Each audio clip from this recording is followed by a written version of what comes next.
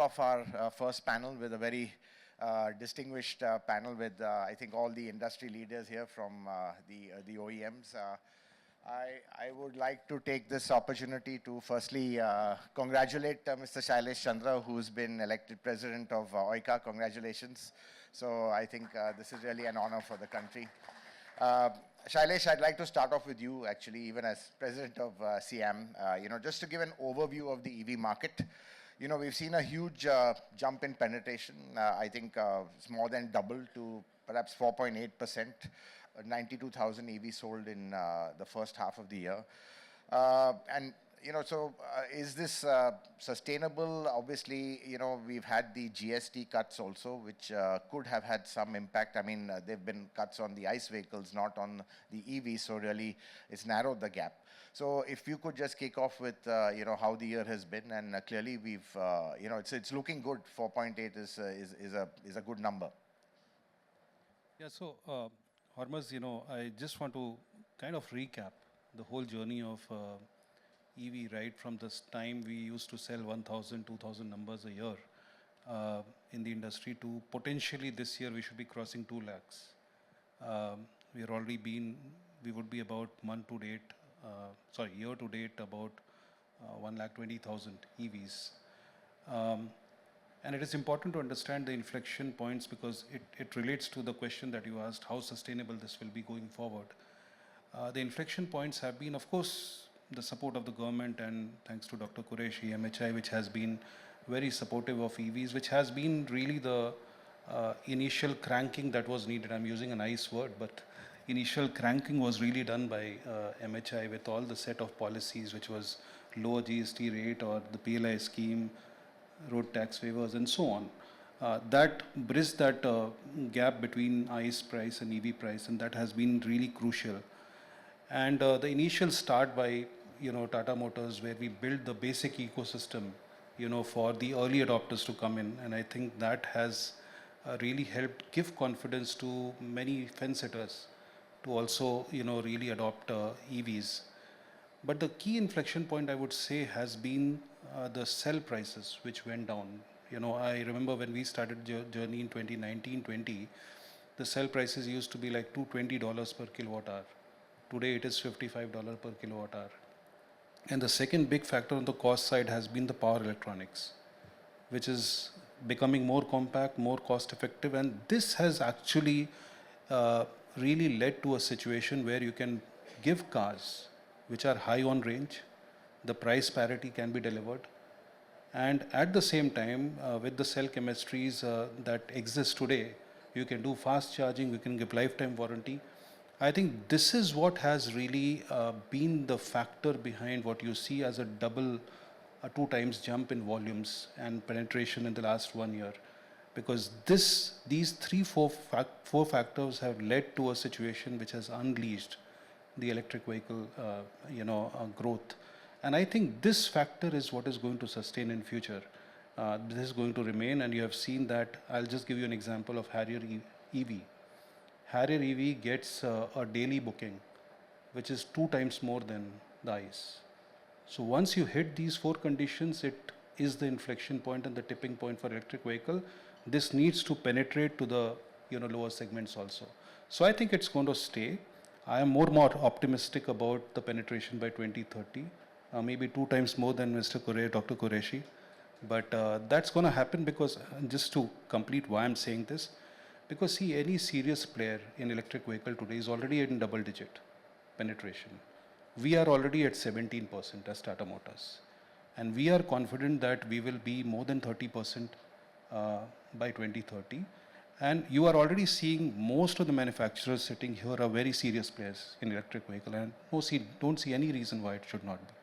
So I think it is going to stay. Thanks, Shailesh, on that very optimistic opening remarks. Nal, I'd like to turn to you. I think obviously you have a reason to celebrate also 30,000 EVs in the first year. So, just wanted to get your sense on, what has been driving those numbers. And again, I think the GST point, do you think, obviously there's been a lot of price parity with ICE and EVs, but now with lower GST on ICE, I think that the price parity may not be as competitive for EVs. So do you think going forward that could be an issue? And, just your kind of journey in this 1 year of really getting into the mass EV segment? Yeah. So thank you for that, Hormuz. Yeah, like you said, 30,000 so far. It's been a year. This November, it'll be a year since we launched the born electric vehicles. I think for us, the critical piece, as you know, we are a SUV only maker. And while we talk about the industry doubling within EVs, just SUVs, if you look at it, SUVs in the EV segment has grown by 230%. So it's a 3x increase just in SUVs. And as a percentage of overall EVs, SUVs is now a dominant share as well. So it clearly plays into our hypothesis that e-SUVs would be the clear winner even within the EV space as well. I think the second thing which is very gratifying for us is, if you go back 4 years, Shailesh talked about when Tatas were the early movers in the space, most of the customers who came in were generally customers who are very environmentally conscious, a very narrow band of customers who are coming and buying vehicles to that extent. If you talk about the customers today, it's a much more mainstream set of customers. There are businessmen who want to buy it because they get 40% depreciation, they have a running of 150 kilometers, and they can easily get their money back in about 18 months. There's a second set of customers who buy these vehicles because they love the features, they love what a born electric platform gives, in terms of a software-defined vehicle and all the amenities you get with that. There are folks who are still the environmentally conscious segment, if you look at it. So across the board, have much wider set of customers coming and buying the vehicles. And if you see what's in pipeline of EVs coming across all of the OEMs here, a lot of these are in some ways very mainstream vehicles coming in as well. So I have no doubt in my mind this will continue to go on and continue to improve from here as well. On the point on GST, you're right, the gap does increase a little bit. But I think we are also starting to get to a point where buying an EV is not a massive barrier or challenge people need to cross. People want to buy the vehicle because it looks good, it performs better actually to what a nice vehicle can deliver to that extent. And most of the barriers they used to have in terms of battery warranty, which most of us are starting to give lifetime warranty right now, range, charger anxiety is largely gone to that extent. Most of us are starting to give 60 kilowatt, 70, 80 kilowatt batteries at this point in time. And so you're at a point where they buy the vehicle because they love the vehicle. They love the performance. And yes, it's an EV, but I'm not too worried about it. That's really where we are. And that to me is the pivot we are looking at. Right. So I think, there is always this concern about, moving from, let's say, early adopters to early majority. And Anurag, I'd like to turn to you because I think clearly your portfolio, predominantly EVs, and your sales really coming from EVs, and really Windsor has really hit a sweet spot, doing extremely well, and you've launched some, let's say even the Cyberster, M9. So, just wanted to get your sense as to how, because I think your portfolio is fundamentally dependent on electrification. And, going forward, what are your projections, given the current state of the market, again, GST cuts, and how Nal said that people are now warming up more towards EVs and not seeing it too much of having, let's say, a worry about them. Sure.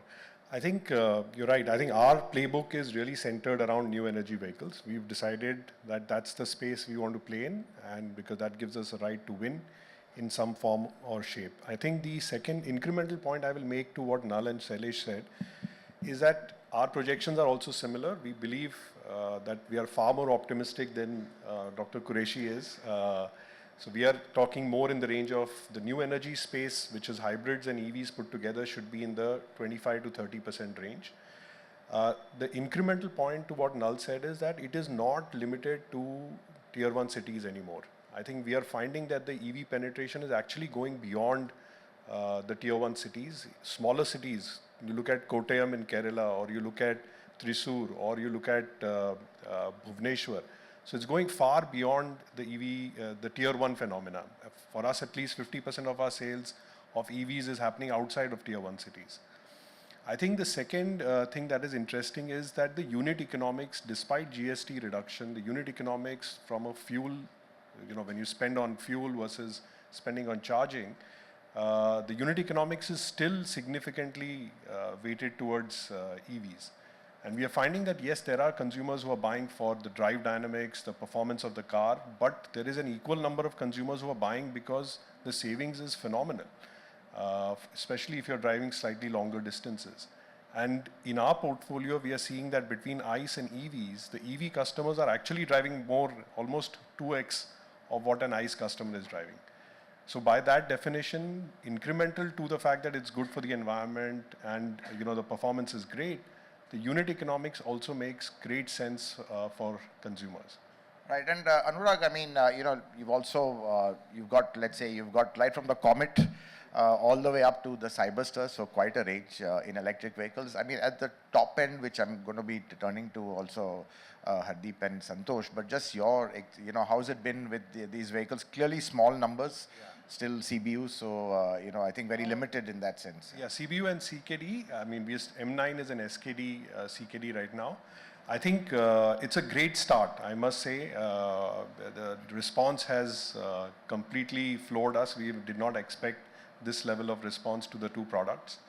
But clearly it was defined from the point of view that mass market has about 5.5% penetration of EVs. The premium cars actually is in 11% odd, right? It was 9% last year. It was 11% odd. Last couple of months was 14%. So the EV adoption by premium customers is actually higher than mass market customers. And that really was the turning point for us to think about bringing premium cars and that to EVs. And that's how we decided to enter that space. And the response has been fantastic. Despite the GST reduction, especially on the premium cars on ICE, we haven't seen a slowdown in terms of order take that is coming through. Right. No, and I think that's a good point to turn to Hardeep. As Anurag said, the adoption faster with premium, so I'm sure with luxury also a much faster adoption. Your iX1 has been a real runaway success, really hit a sweet spot. So, I just wanted to, get your thoughts on, let's say, the luxury car buyer and their acceptance of EVs, clearly much more than, let's say, the mass market.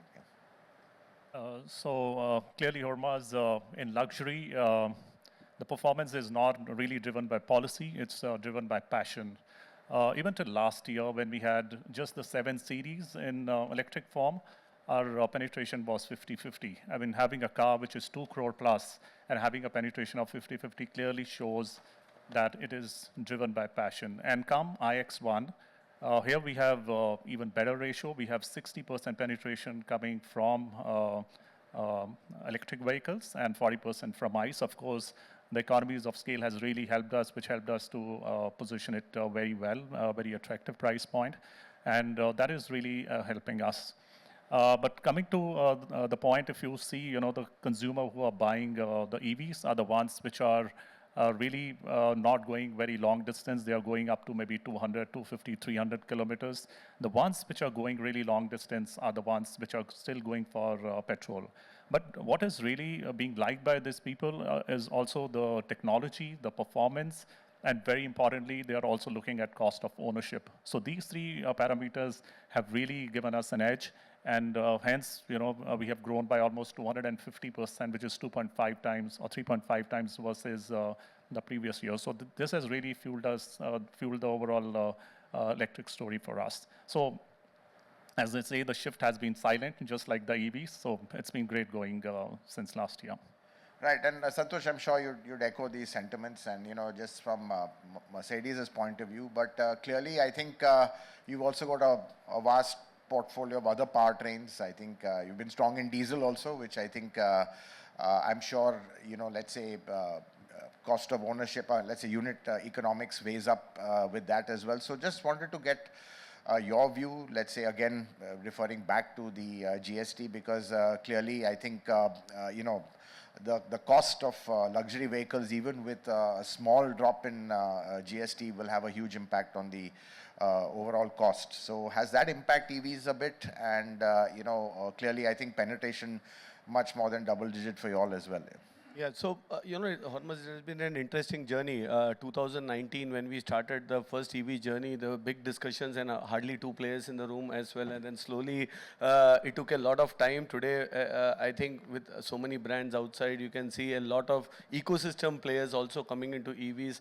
The question is now, today morning, you started asking whether 30% will happen. So it's a very different why EV to how much percentage now. So I think there is a big conviction that decarbonizing the sector, you need EV. So there is no discussion about whether it's an option, it's the mandate.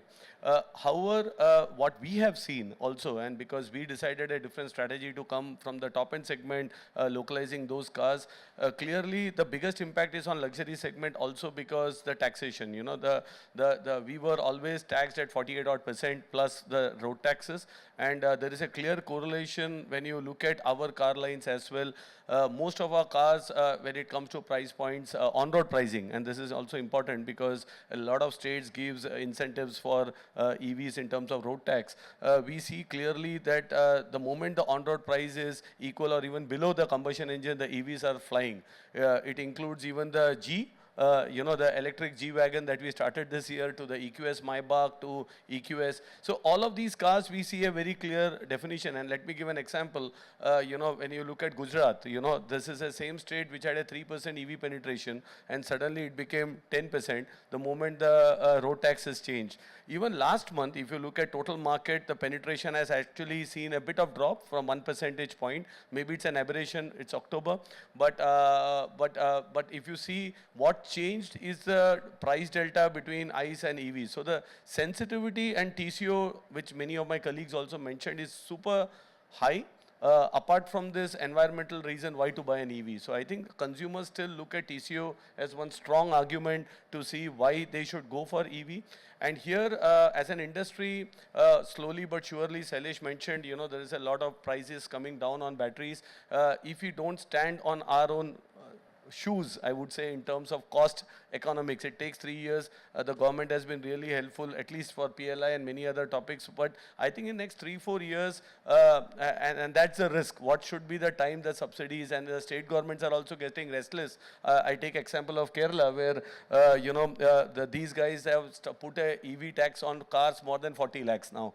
So this is again, something which doesn't affect the larger segment, but at least luxury players, you can clearly see an impact when it comes to penetration. So I think we need to slowly but surely get the scale, get the awareness right. I think consumers, Nile also mentioned, consumers are no longer just looking, those apprehensions are behind them, but the unit economics becomes super, super critical when it comes of TCO. So for us, October, in fact, last 2 months, we suddenly saw a spurt in diesels. We are at 45% on diesel suddenly, and we are short on diesel. And the only reason is the TCO argument has become so strong after the GST drop that we have seen. So we have to innovate, we need to push, and I am sure with more players coming, I think one thing which we are missing out is we are still the key players here, but if you see 50% of our dealer network in India, automotive dealer network in India doesn't sell an EV today. They don't talk about EVs. They don't promote EVs.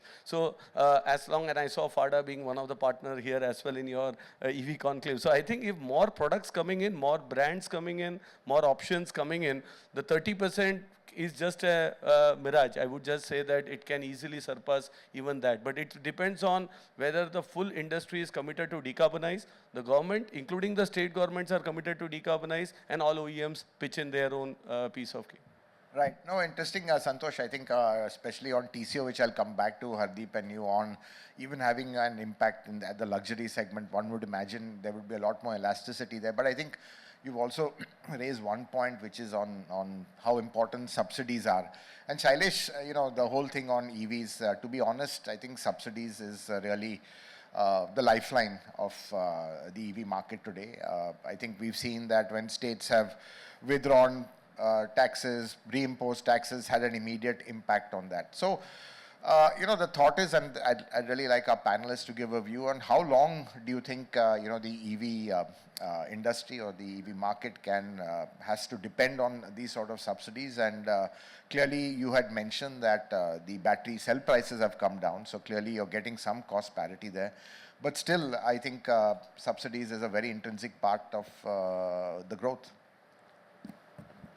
Indeed, I say that this is not to, be in perpetuity. It has to end somewhere. And that somewhere, when you see the global references, that somewhere is around 15 to 20% penetration. Whenever the industry reaches there, that is when you start seeing the subsidies going down. Uh, Frankly, if you see, at least all the EV manufacturers who are here, we know that there's a margin sacrifice that we are also doing. So it's a part of the subsidy, right? And there is a GST which is reduced in combination with, how the cell prices have come down and the effort on the power electronic side is, panning out. All these in combination are today working to make it grow at the pace at which it is growing. And still we are not close to where we want it to be by 2030. So I would say that still from a level where in 2020 we were talking about EVs being twice the price of ICE to a level where it is at parity today, it is with the combination of the cost which have come down. It is because of the continued support of the government on reduced GST, road tax, and certain level of sacrifice on the margin by the OEMs. I think these three are in working combination. So it has not reached the stage of equilibrium or self-sufficiency. So I think it should continue till 20% penetration, and then it should start, kind of subsiding from there. So I think a combination of both the industry and the government doing their bit. Government obviously, from the point of view of subsidies or reduced taxes and margin pressure. I think Nal, interesting point. Clearly, EVs don't make as much money as ICE. Which is a fact everywhere. I mean, everyone says, the ICE is what funds the EV development. And clearly, ICE being such an evolved technology, a lot of investment been written off, juicy margins on that. But interesting point Silesh said, margin pressure and both subsidies, your thoughts on it, because your vehicles are also attractively priced. But at the same time, I think, I don't think they could be priced any higher. So it is in a bit of a sweet spot. And again, all these factors obviously coming into play. Yeah. So, yeah, we talked about in our analyst discussion when we put out the earnings as well. From a margin perspective, it is dilutive. Of course, we have external investors in our electric business right now, and they're happy to kind of go down that path for a few years. But there's only so much they will take that hit as well. So eventually, it'll have to play out. My sense is some of this will get solved for when localization happens. Some of it will get solved as the cell prices bottom out a little bit. But it's also a question of scale. As scale comes in, most of us have thought through this as a platform play. We have a platform, and based on the platform, we're going to have multiple products coming in. So as we get more products on the portfolio coming onto these platforms, you'll get that scale play out as well. And the last one is, largely a lot of these are software-defined vehicles as well. So there's some scale which comes from that to some extent as we get in overall. So my sense is a combination of all these factors, and we are all taking a long-term view. So is the government, to be honest. I do have to appreciate what they've done with PLI. It's a very, very long-term vision-based approach to it. Most of the states also have taken the same thing with road tax as well. So that has truly helped us to get here. But the question is, we got to continue to down this path across the board, across the ecosystem for us to get to a point where it's sustainable. We are a few years away from that at this point in time. One critical element which is still not played out well is the ACC localization, that one cell chemistry localization. That we are hoping the industry jumps in and gets there. The rest of it, largely, we have roadmaps in place, plans in place. Some of it has already played out. We qualify for PLI in multiple different products. But really, once ACC comes in as a localized option, I think it'll be a huge game changer for us as well. Right. Anurag, just taking off from what Nal was saying, again, clearly margin pressures are there. All about scale and final localization. Obviously, cells right now are still being imported. ACC on the PLI, not had too many takers really. The PLI on ACC. So again, from your point of view, you all have been trying to ramp up the volumes. Do you think a lot more needs to be done? And what is the way forward? Is it just getting in more product? I think, is it trying to get prices down even further to just get the required scale? Yeah, so the scale story can be unlocked only if the penetration goes up. That is clearly one piece. And for that, I think everyone in this room has to play a role, including you. Because you have to ensure, as media representatives, to create adequate awareness amongst consumers on why they need to make that switch. There are enough myths in the minds of consumers. Charging infra is not there. What will happen if I travel from here to Jaipur and back? Can I do it or not? All of these are myths which have got to be broken. So all OEMs honestly should come together under the aegis of SIAM. Sailesh is right here. Under the aegis of SIAM and build very similar to what Amphi did, right? You look at what mutual fund industry has done. They came together, created the awareness for mutual fund investment. Of course, some of it was driven by regulation because the regulation asked them to invest in customer advocacy. It is important that we as OEMs come together, work with the media groups, work with the dealers to make sure that there is enough awareness that is created on why consumers need to switch to new energy vehicles. It is a no-brainer, honestly. But we need to kind of make sure that these myths are busted. Very similar. Now the prices are at parity or lower.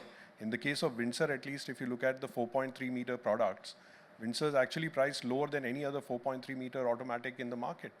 So it is at parity or lower. So that part is completely getting solved for. But we need to increase from the demand side of it, we need to work with consumers to dispel any myths that they may have, and all of us have to do it together. Instead of each one doing their own bit, I think coming together and doing it will probably have a greater impact on the market. Right. And, I want to get back to you on why it's a no-brainer. And clearly, I think there are other aspects of the EVs, the softer factors, which is really the driving dynamics, the ease of driving. They're the best automatics you can have. And I think that's where I want to turn to you with the luxury guys. Santosh had raised a point that TCO is important, but in the luxury space, how important it is? I mean, let's take the case of your i7 and 7 Series. How much was that driven by, let's say, TCO, unit economics, and just the different experience you got from driving an EV, and also the fact that a lot of your customers, both BMW and Mercedes, charging is really not a problem for them. A lot of them have home charging, so that sorts a big problem out. There's a saying, when affordability meets aspiration, magic happens. So if you look at 7 Series, right, which is a 2 crore rupees product, and Shailesh mentioned about the price parity, and I think Santosh also spoke about it. The price of both of them is almost 2 crore plus on road. Now, when there's a choice between a petrol and petrol and a BEV, and if my running is not too much and I want to be predominantly inside the city, why would I even go for a ICE vehicle? Because I'm getting the same convenience that I'm getting in a other car, but here I don't have to really worry about my running cost at all. The maintenance cost goes down significantly. So if there's a choice between BEV and ICE and the running is not much, I think people are switching over to the BEVs. And I can clearly see in both the segments, whether it is the X1 segment or the 7 Series segment, it's kind of a 50-50. People are using it more for the city drive, going from their home to office far more often than they go out. So that's where the magic is happening. Right, and Santosh, I want you to add on that. You've got your EQS SUV, a lot of people, quite a successful model. What are people buying this for? Is it just that absolute smoothness, refinement, the plushness? I mean, how much does that kind of weigh in as a factor to buy over the general, TCO and the fact that you don't have to visit a petrol pump at all? If you look at the decision-making tree, first of all, the EV is a superior car in many of these aspects, right? In drivability, comfort, and also if you're driving the car, the acceleration, and also the cost of ownership, in terms of maintenance, many other topics, it ticks all the boxes.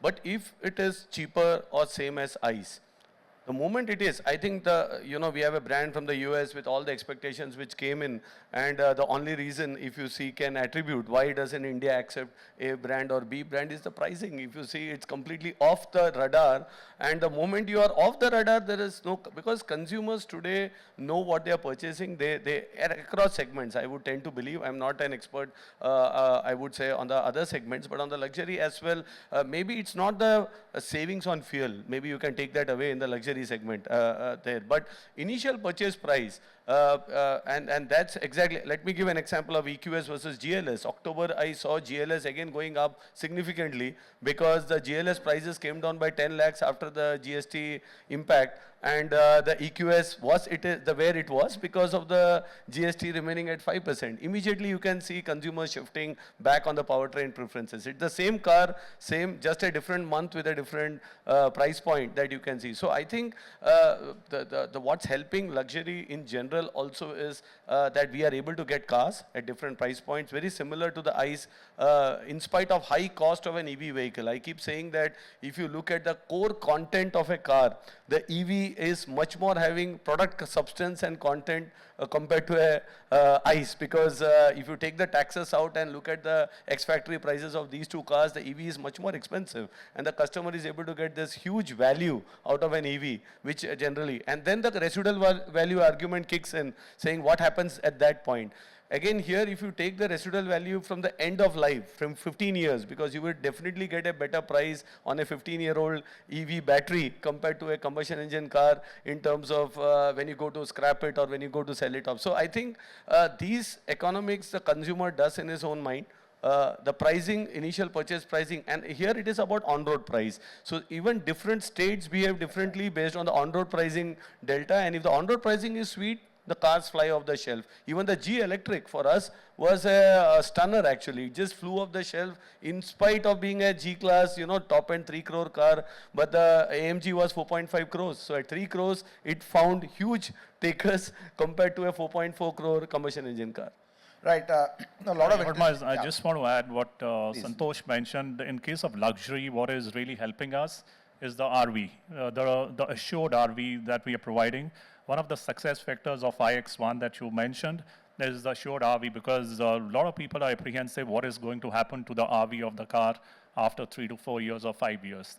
And giving assurance, because both of us happen to have the financial services arm, and we can give a assured residual value. So for us, it has really worked very well, and that's also one of the reasons that why luxury, what Anurag mentioned, is doing 14%, whereas mass market is at about less than 5%. No, thanks, Hardeep. In fact, you kind of unlocked the elephant in the room, which is RVs, to be honest, because I think that really is one concern. And honestly, I think, no one really talks about it. We really don't have too much data. Vehicles are still not in the market. They've not really got into the pre-owned market. People are just hanging on to them because they're not getting the RVs that they expected, consumer. And again, just speaking from the consumer's point of view, Shailesh should be the best place to do this, because you all started off with the Nexon 5 years ago. So in fact, if at all, you all would have the best possible data, because now 5 years is a time to kind of get into the replacement market. I mean, everyone else is pretty new in the journey right now, so really hard to get a trend. But the sense one gets is that is resale value still an issue, and how do you kind of, let's say, combat this? So see, that's globally true. If you go in China, you will see that frankly, the customers are not caring about resale value. They are buying the cars, EVs, like a gadget, and they know that it will fetch a certain resale value, but move on, right? That's the mindset that we are seeing in China. In India, it's a sensitive issue, right? Because people really worry about resale value, including the luxury cars, I came to know now. So, which means that it is important. Right now, frankly, we don't have a lot of data. And eventually the resale price value depends on, again, demand and supply. The demand side has not been created on the used car side. And for that reason, we have been working with certain players in the used car to start creating that market. So we are also trying to incubate with certain 50 cars, 100 cars, and try to start building this market that used cars are available in EVs, and therefore you will start seeing different kind of customers, which will not be very different profile-wise. Yeah, but somebody who wanted to buy an EV but thought it's not at price parity, I would wait for it, or if it comes at a discounted price, especially in the less than 10 lakh situation, they are ready to go for it. So it needs to be incubated a bit with the used car players to create that used car market first. In future, I think we'll have to supplement it with what happens to the battery.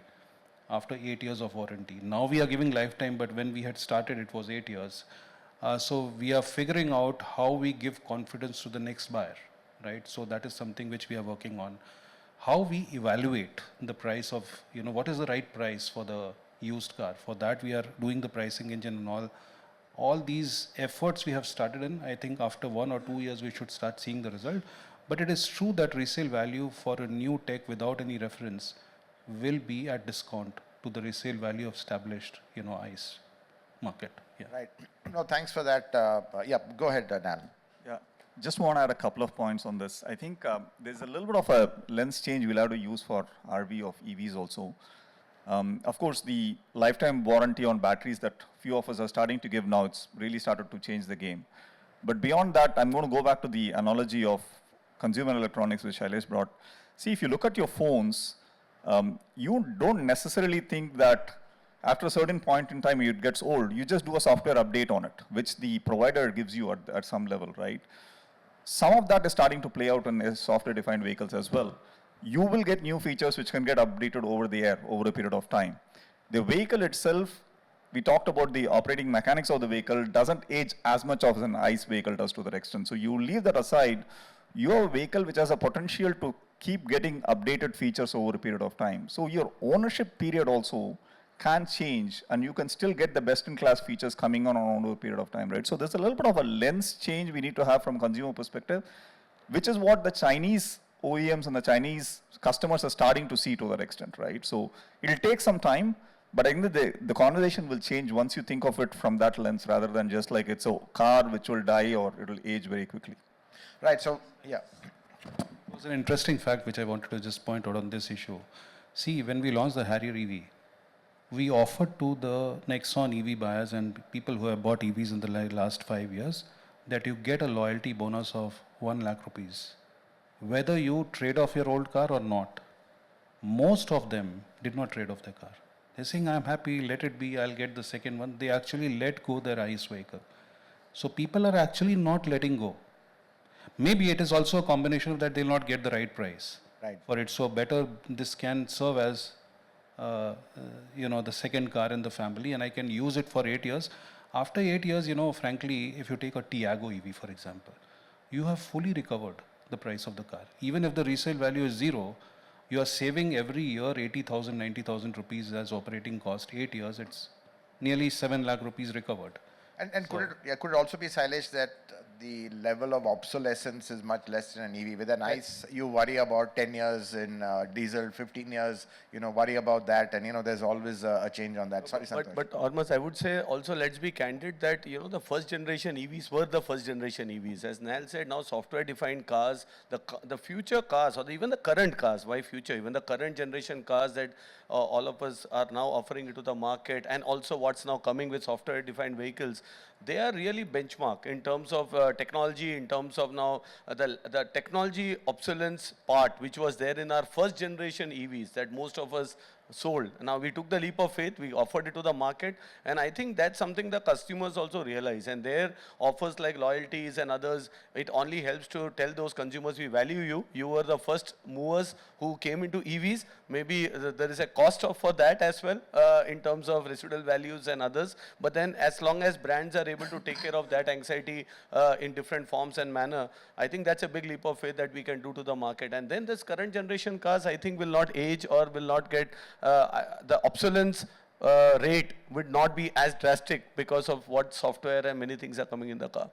Yeah, so clearly I think, as Nal said, SDVs will kind of keep cars as up to date as possible.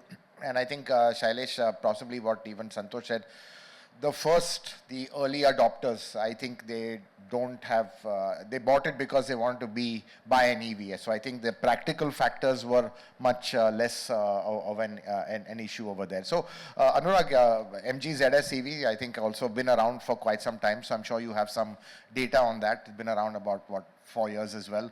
So 4 to 5 years. And clearly, again, the whole issue of RV, the early adopters, is it much of an issue? I think people are still keeping their cars. Just wanted to get, the trend from, MG Motor. So at least from our standpoint, very similar point, which is that we've not seen, we offered 3 years, 60% guaranteed resale value to the first owner, but they did not. I don't think that was really the determinant of buying or not buying. I don't think that was really the consideration for a majority of the customers. The data, so when we speak to the aggregators in this space, including Spinny, they do come back and tell us that the SOC becomes very, very important. If there is a way to sort of confirm or guarantee the SOC, then there will be a greater demand for state of charge of the battery, 80%, 70%, whatever. If there is a way to quantify that and confirm, then the playbook kind of becomes something that will become interesting, and the demand can then be created. So one will have to work through that. And in the absence of any formal reinsurance system in place, most OEMs would, who don't have captive finance, would have a challenge in terms of offering a guaranteed resale, because any swing by a few percentage points can really erode value. So to me, it is important, but it is not the only determinant, because like Sailesh said, you recover the value of the car within 7-8 years. So there is absolutely, but it's good to have. It is one of the needs which has got to be addressed. The question is, how do you do it in a manner that you don't burn a hole? Right. No, you talked an interesting point on SOC. So I think while a lot of the OEMs are offering lifetime warranty, but that doesn't cover a drop in SOC and battery health. So, it's only if there's a failure or whatever. So I think this is also one, I think as Anurag said, I don't know, I'm sure there must be ways of, certifying the SOC and, being very transparent with the customer and building that into the RV of the vehicle as well. But Hormuz, there are many startups already, I'm sure, in the audience who are working on this topic. They are all approaching us with this SOC, OBD devices, etc. But I would say as an industry, we need to be careful. We are selling car and not battery. And I keep saying this as well, because if you go too obsessed with battery and only the stuff, then the end of 5 years, then we are only assessing. It's an important part of the vehicle, but it's a whole car. So else, if you look at the only price of the battery, which is the scrap value of the battery, it's very low compared to the overall price of the car. So here, I think industry, along with all these startup ecosystems, we need education. I think that's exactly what Anurag said, that it's a full car that nobody is looking at only the price of the engine, right? At the end of 5 years, they're looking at the price of the car. If you take only the engine out of the car and do a valuation, you will find a very different residual value for an ICE. So these things have to be matured, but I think it's a muscle memory. Laptops, phones, all of this, the biggest impact that you see is the battery and the battery draining, whereas in most of our cars, the state of charge is still at 90% at the end of X lakh kilometers or years of life. So here, as long as we tell them, hey, battery life has not deteriorated, it's not the exact amount, and you can use it for another 10 years or 5 years or 6 years, this should be sufficient. But if you start valuing the battery, then we may actually go on a downward slope, because then we are actually looking at one component of the car and then trying to look at residual values. Right. Hardeep, I mean... Yeah, so to me, there are 4 factors which are going to play out. Number one, the charging infrastructure. Today, we have 25,000 chargers across India. And believe you me, I went to Shimla and I found the charging station was not working. Yesterday, again, I was in another place. The charging, I think the 50 to 60% would be operational at this point in time. I think with in another 5 years' time, when the number of chargers, I think the ratio which we are looking at is 1:40, that for every 40 vehicles, there should be 1 charger, which is, again, while much lower than the developed countries where the ratio is 1:20. I think this is going to solve a lot of issues from RV perspective. Number 2, what Shailesh mentioned, the demand-supply equation. When the penetration of EVs reach 10 to 12%, I think 5 years down the line, the demand for ICE, which is about 4.3 million cars today, is going to remain the same. The number of ICE being sold in the market is going to be 4.2, 4.3 million, even in 2030. The remaining 1.8 or 1.5, assuming 6 million cars by 2030, are going to come from the BEVs. And moment you see more BEVs selling, the awareness about BEVs going up, I think the RV will get improved because there are more people asking for BEVs. Third point, what Santosh mentioned, you know, the batteries do not drain at that pace in the cars as they drain in the laptops or in the mobile phones. So I think that is another big factor. And as the awareness for this, because by that time the cars would be 7, 8, 10 years old, and people would have driven these cars. And they would really know that the cars are not going to deteriorate as much as we anticipated some 5 years back. And the last piece, which I mentioned earlier, is about giving the assurance on the residual value. When the first three things get solved, I think automatically RVs will also start improving and people will get more confidence. And of course, initiatives from OEM, like what we did, is really going to top it up and will really make things happen for the EVs. Right. No, good points, Hardeep. And, clearly we are very early in the journey. So things like battery life, RV is still very unknown. Shailesh, I wanted to get your sense because, y'all have been the leading EV player in the country, started it off. We saw the first rush, clearly y'all took the market by storm. Others were not ready and, you got the early adopters. But then we saw a little bit of flattening out and now we're seeing a pickup again. This transition from early adopters to early majority, as we say. So with the early majority, obviously, more practical considerations for buying a car. So, what are they looking at, and are these sometimes been issues where we saw a little bit of flattening out of the, or even maybe a degrowth of the EV market, and then finally when everyone came, it grew again. So is it more green number plates on the streets which give that confidence? Because, we have this thing in India, jo dikhta hai, wo bikta hai. And, just what has been the change in kind of, let's say, mindset from the early adopters to the early majority? Because y'all have seen that journey. So see, from 2020 to say 2024, EVs were growing in multiples, so with a very low base. So we kind of hit a level of say 90,000 for the industry, and then all of a sudden it flattened or maybe slightly declined. There were one or two factors. One was that, remember that all of a sudden there was a 11,000 of fleet which was getting sold in that, which got immediately impacted as the FAME 2 incentive went away. So it did not make the case attractive for the fleet owners. So that was a significant drop that one saw. But there was a period of 1 year where there was a lot of confusion on electric vehicle, hybrid.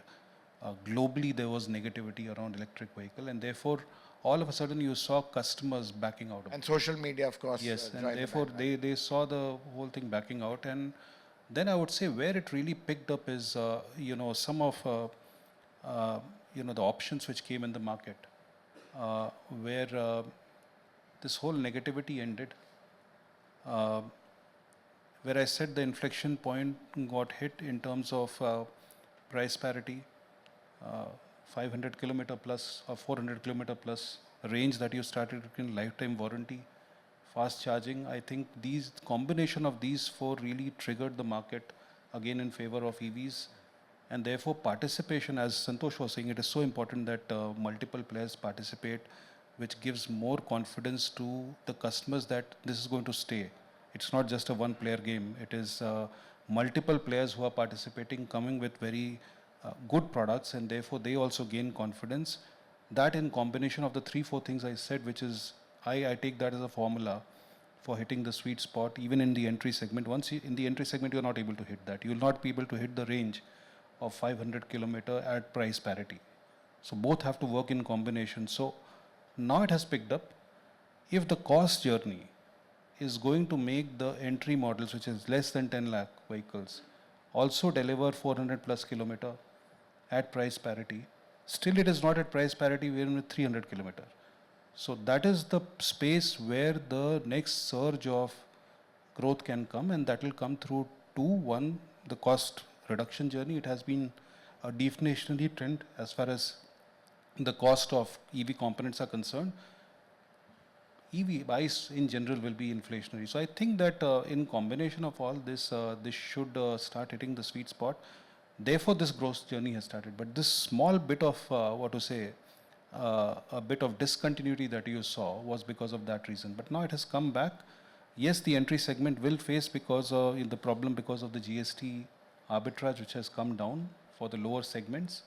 But I think, as I said, that one is deflationary in cost, one is inflationary.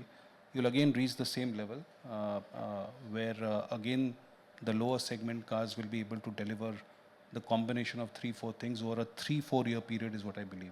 So do you think even your models like the Tiago EV and all, I think range is one of the inhibiting factors? That's the key inhibiting factor, I would say. And still, you know, I would say that the entry segment is still at 25% premium versus a CNG, for example, sorry, for the delta is much petrol. more, yeah. So that delta and range, both is not working in combination. So I think this is the innovation that we need to strike to ensure that once this segment, the entry segment hits the combination of these 4 things, then you see the EV getting into a very different direction. Right. Anurag, I'd like to turn to you because you are also in the entry segment with the Comet Windsor, in a way not super high range, but again, a best-selling EV. So, I mean, do you think there are two kinds of buyers, some who just want it as a city runabout where range isn't an issue?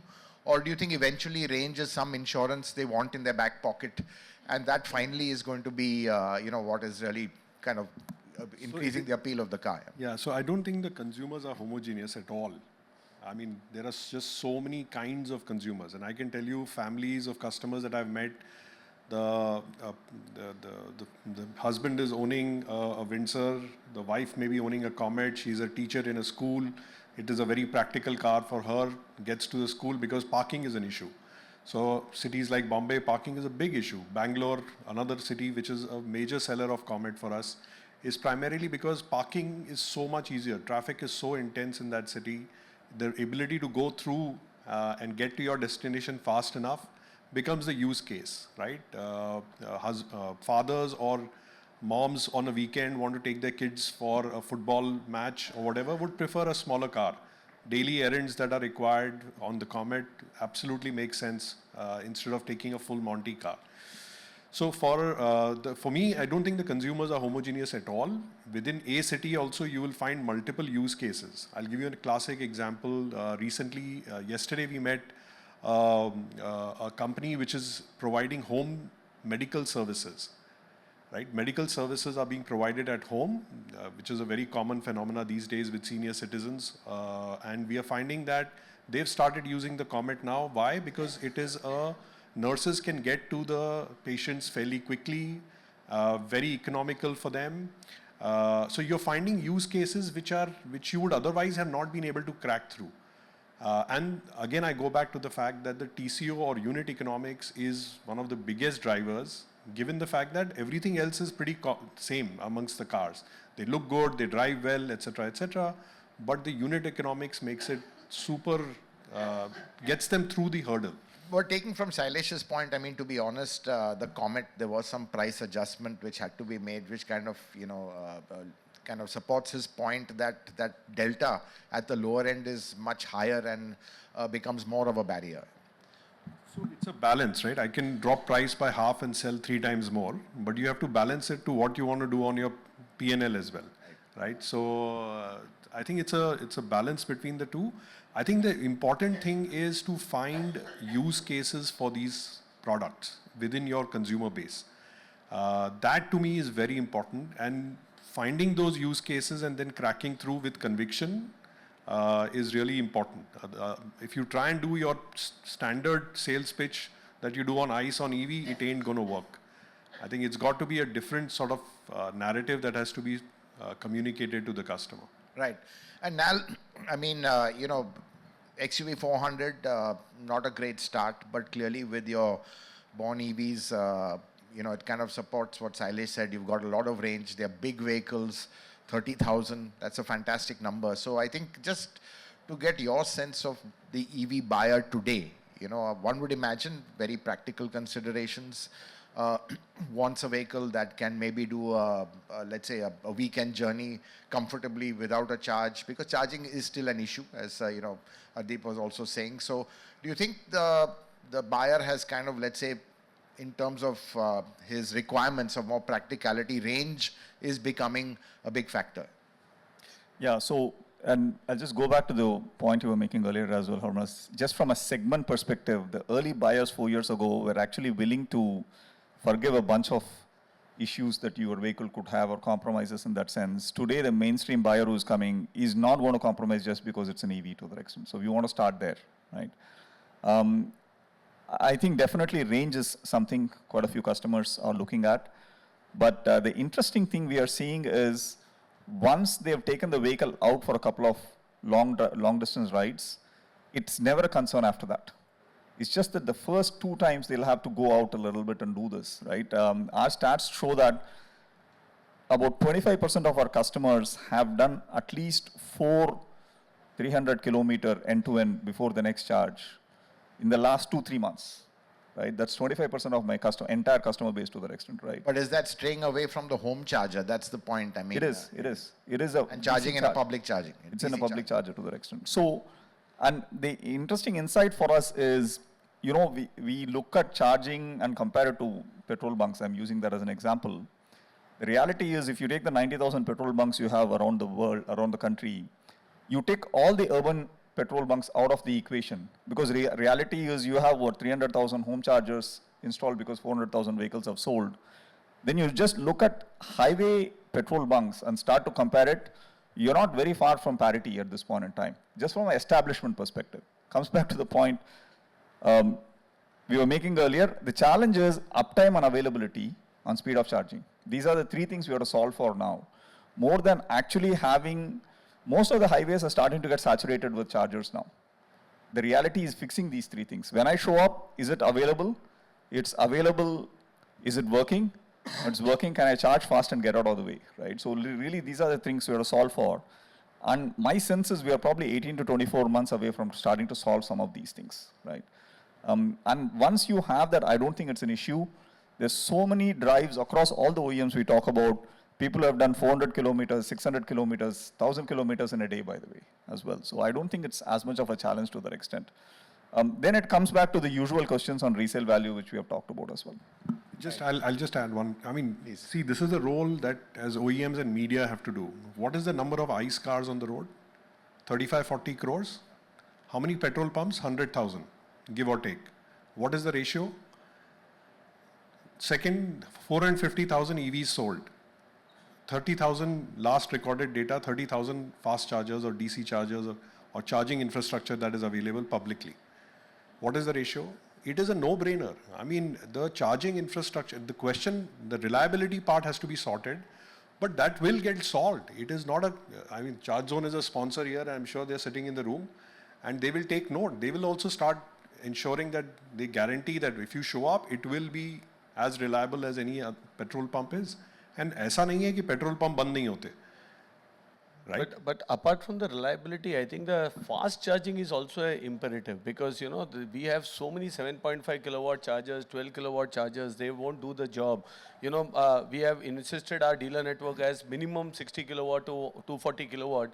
And we were taking stats of charging at our network and it was almost 100% in terms of charging at our network. So I said, how can it be utilized almost close to 100? I'm saying taking the working hours as such.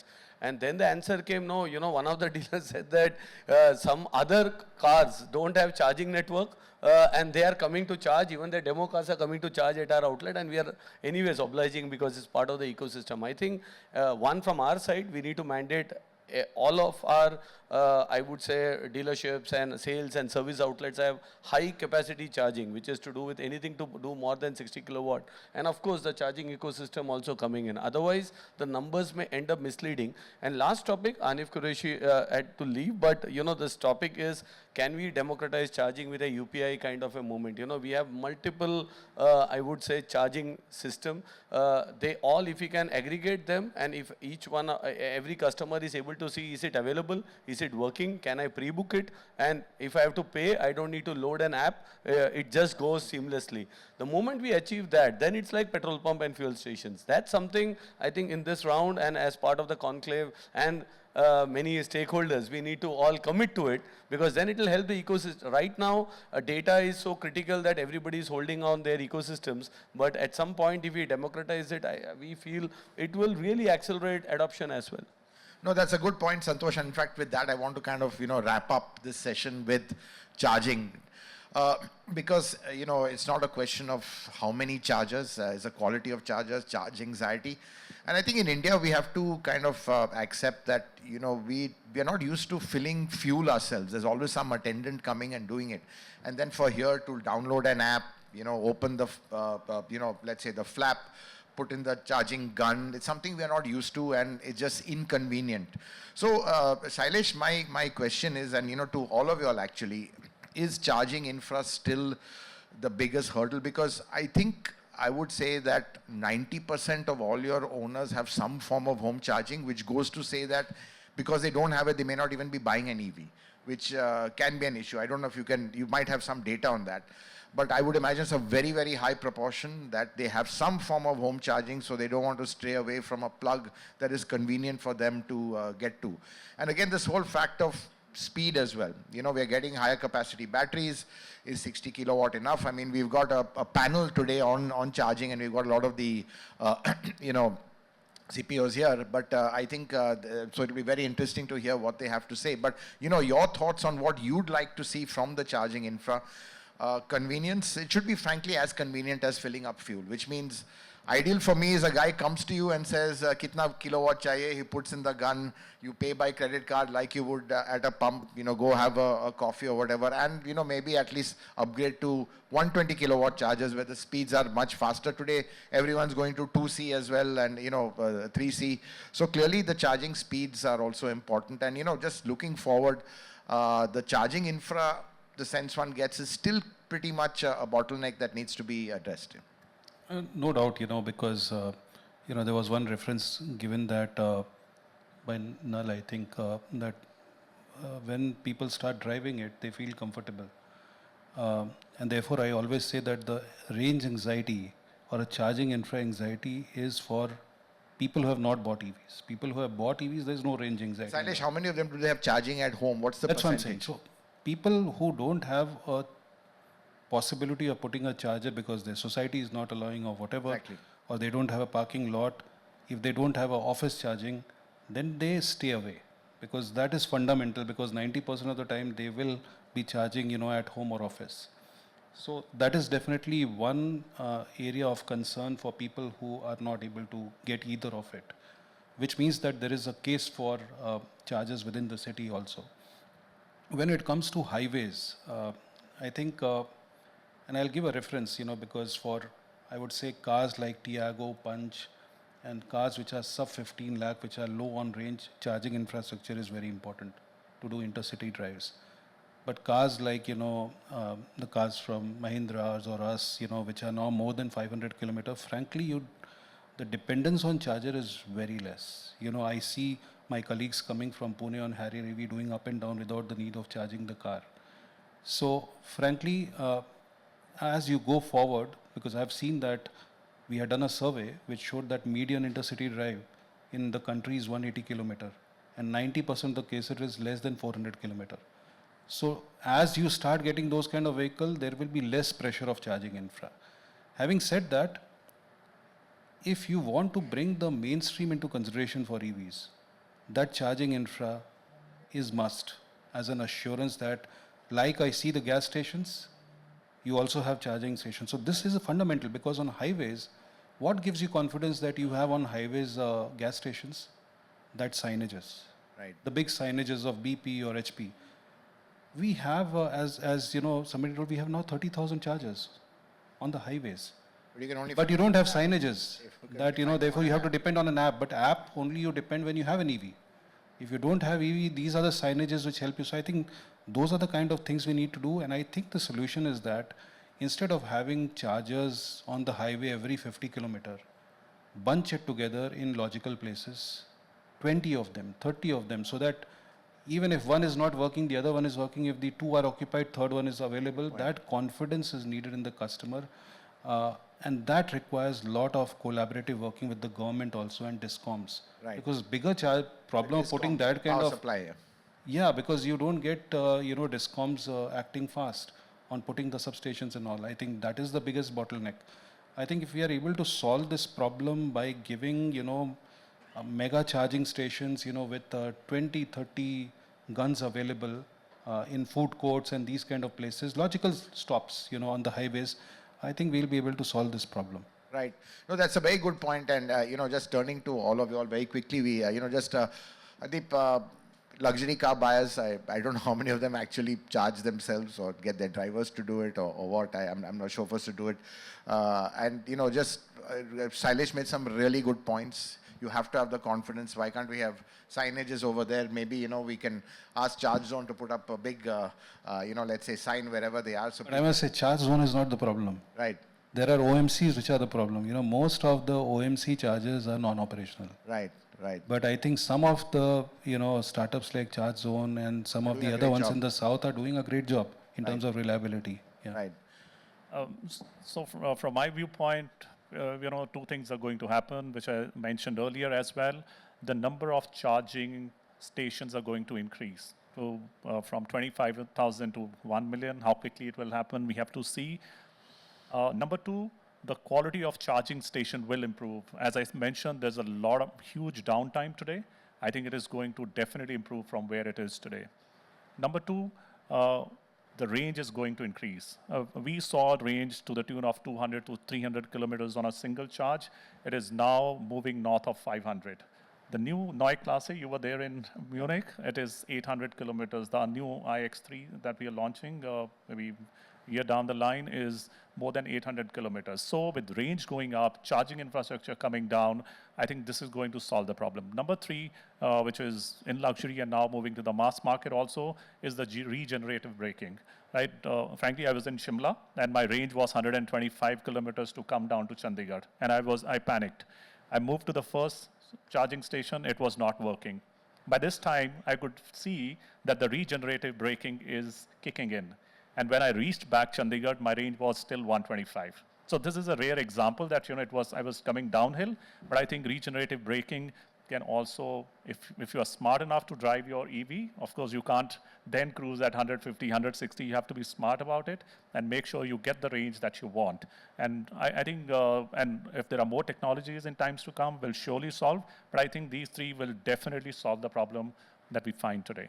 Right. Santosh, I think, you've heard what Hardeep said clearly, but still a leap of faith. I mean, he knows how the vehicle is, so to have that much faith in regen braking. I mean, we did that when we did that record on the EQS 949 km. It was absolutely zero, but then coming down, we got another 20 k's. But not many EV buyers want that sort of stress to say that, my range, the indication is less than what my final destination is, and I'll have to depend on regen to kind of build that up. So it's still not a perfect situation. Yeah, it's a cycle. See, all our cars, even today, the EQS around 800 kilometers. Future cars coming from all brands will be 800. I could hear premium cars also going to 500 plus. But when you do that, the cost also increases. So we have to also remember that that is, we are all adding more cost to the car. On the other side, heart goes out to charge point operators as well, because if you take our case, our statistics show that only 20% of our customers use public charging once in 2 months. Because they are all charging at home, so they are not coming in. So what is the business case for these high capacity chargers coming up? Intra-city, yes, because people still like to top up. If they go to Goa, they know they can make it to Goa, but nobody wants the anxiety, as Hardeep said, just let me ensure the car has juice because of traffic and unknown circumstances. So I think this will have to develop together. There is a wish list for sure that we need a significant amount of charging infrastructure. Here again, who blinks first? Because the government would only give subsidies. The business case has to be there for the charge point operators, because today's customers are all having charging at home, and this is as a backup solution that they are keeping in as such. So as we get new customers who don't have the charging solution at home, who are depending on public charging for their day-to-day commute and for others, then you can see this setup going in. But I think the prerequisite should be high capacity chargers, because we cannot solve this problem with with numbers. And there's a lot of focus on 10,000 charging, 20,000 charging. Maybe we have lesser but high capacity fast charging, because then you may need lesser numbers, but then the consumer is taken care of. He doesn't have to wait in queues or... And as Shailesh said, a good point, don't give it every 50 Ks. Exactly, concentrate it so that options are available as well. Yeah. Right.